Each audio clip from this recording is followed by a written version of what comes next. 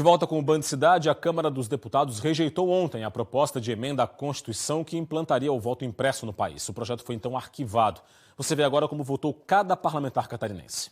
Dos 16 deputados federais catarinenses, 14 votaram a favor da implantação do voto impresso. Carlos Chiodini, do MDB, Carmen Zanotto, do Cidadania, Caroline de Tone, do PSL, Celso Maldaner, do MDB, Coronel Armando, do PSL, Daniel Freitas, do PSL, Darcy de Matos, do PSD, Fábio Chioquete, do PSL, Geovânia de Sá, do PSDB, Gilson Marques, do Novo, Hélio Costa, do Republicanos, Ricardo Guide, do PSD, Rodrigo Coelho, do PSB e Rogério Peninha Mendonça, do MDB.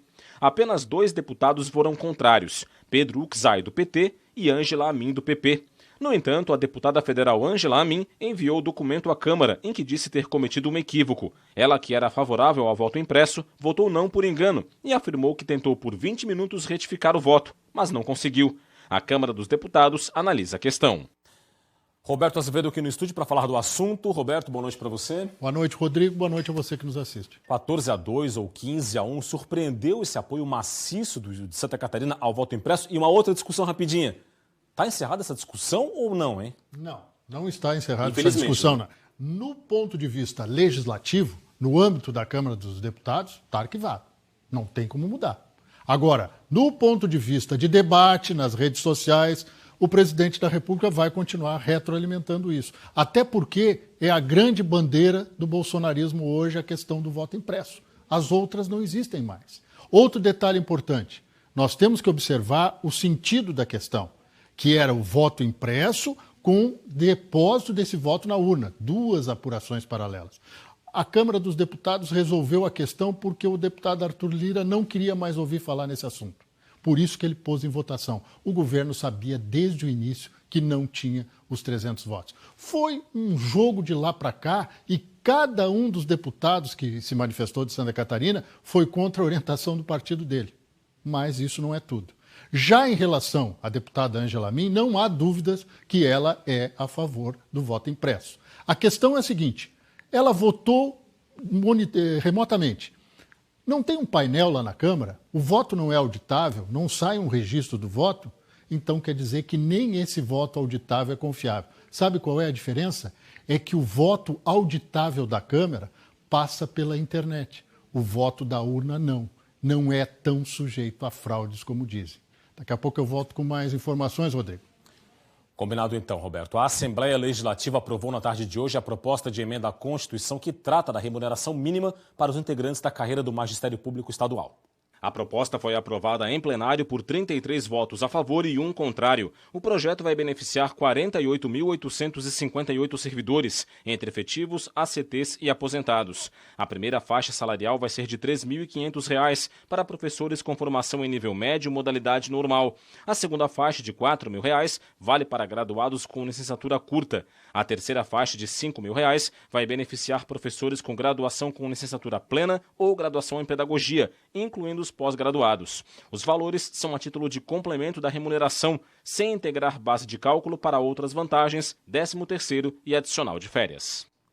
Roberto, benefício importantíssimo para uma carreira tão significativa para Santa Catarina. Primeiro, esse benefício atende a mais de 60%, quase 70% do magistério. O magistério de Santa Catarina é o maior grupo de servidores estaduais. Não teve um deputado na Assembleia, mesmo da oposição, que não tenha elogiado a atitude do governo. E a gente também tem que elogiar a atitude da Assembleia, que apressou o passo. Não dá para ficar esperando.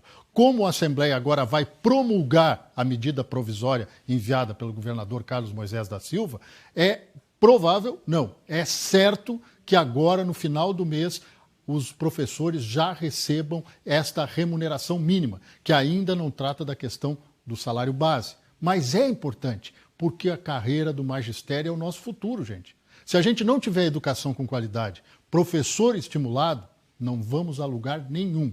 E o detalhe mais importante de tudo isso, houve um encontro de interesses a favor da sociedade catarinense. Está todo mundo de parabéns. Dito isso, um grande abraço e até amanhã. Até amanhã, Roberto.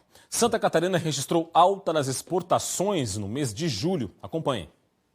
Em julho, Santa Catarina exportou o equivalente a 952 milhões e 142 mil dólares, alta de 2,4% na comparação com junho. No acumulado de janeiro a julho, o estado faturou 5 bilhões e 600 milhões de dólares com exportações, alta de 18,2% sobre igual período do ano passado. Carne suína e de aves seguem a liderar a pauta exportadora do estado, com valor superior a 300 milhões de dólares em julho. Os Estados Unidos voltaram a figurar como o maior parceiro comercial do estado, após superarem a China. Já as importações em julho somaram 2 bilhões e 70 milhões de dólares, crescimento de 93,5% na comparação com o julho de 2020. Ainda na economia, o IBGE divulgou hoje os dados da produção industrial e das vendas do varejo. Eu separei alguns aqui, vamos ver no telão do Band Cidade. Começando pela produção industrial, série com ajuste sazonal, junho teve baixa, queda de 0,3% na comparação com maio.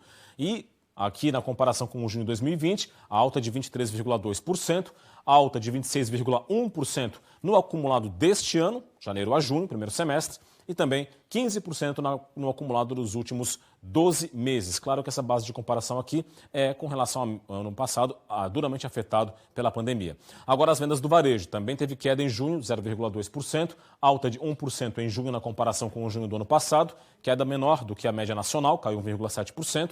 Teve também aqui uma alta de 3,8% no acumulado do primeiro semestre e 6,5% de alta nos últimos 12 meses. Esses dois indicadores também abaixo dos indicadores nacionais que também foram positivos. Para a FEComércio, esse recuo de junho mostra que a retomada sustentável ainda é incerta e que o consumo de famílias segue cauteloso. Mudando de assunto, 2 pessoas foram baleadas a queima-roupa em Balneário Camboriú, litoral norte do estado, na noite de terça-feira.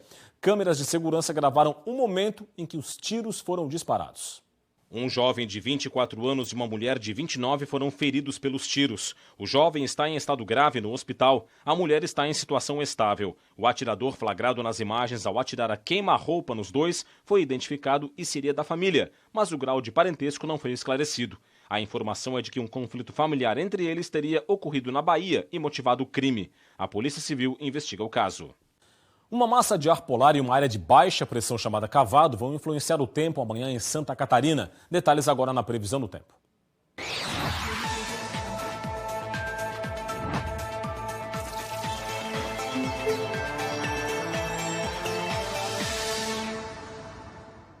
A quinta-feira vai ter mais nuvens e chuva no norte do estado. Nas demais regiões, nebulosidade variável com aberturas de sol e chuva à tarde e à noite.